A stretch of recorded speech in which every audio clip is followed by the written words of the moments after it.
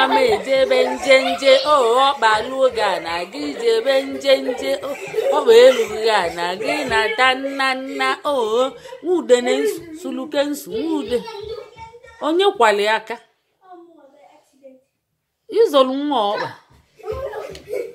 nwugo nwa m ejebe njenje nwugo nwa m eje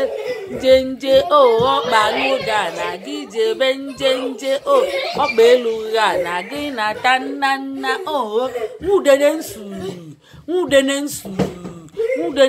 suluke nsu nwudene nsu